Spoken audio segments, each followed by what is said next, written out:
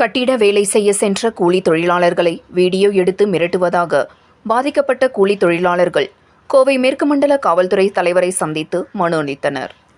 திருப்பூர் மாவட்டத்தைச் சேர்ந்தவர் சக்திவேல், அதேபோல வெள்ளக்கோவிலைச் சேர்ந்தவர் மதியரசன். இவர்கள் இருவரும் கூலி தொழிலாளர்களாக பணியாற்றி வருகின்றனர்.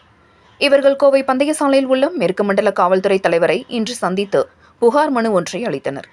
இதனைத் தொடர்ந்து செய்தியாளர்களை சந்தித்து பேசினர். அப்பொழுது அவர்கள் கூறியதாவது: கடந்த 23ஆம் தேதி உப்புப்பாளையம் பகுதியைச் சேர்ந்த பாலமுருகன் என்பவரது தோட்டத்தில் வேலைக்காக சென்று அங்கிருந்து சிமெண்ட் குழாயில் தண்ணீர் கசிவு ஏற்பட்டிருந்ததை சீரமைக்க முற்பட்ட பொழுது பக்கத்து தோட்டத்தைச் சேர்ந்த முருகேஷ் என்பவர் தண்ணீர் குழாயை ஏன் உடைக்கிறீர்கள் என கேள்வி எழுப்பியதுடன் அந்த பணிகளை உடனடியாக நிறுத்த கூறினார்.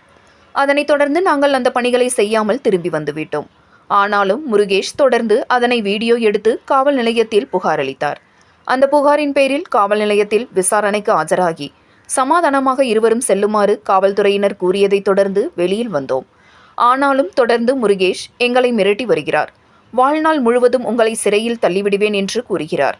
எனவே இது குறித்து உரிய விசாரணை நடத்த வேண்டும் என மேற்கு மண்டல காவல்துறை தலைவரை சந்தித்து மனு அளித்ததாக தெரிவித்தனர் என்பது குறிப்பிடத்தக்கது.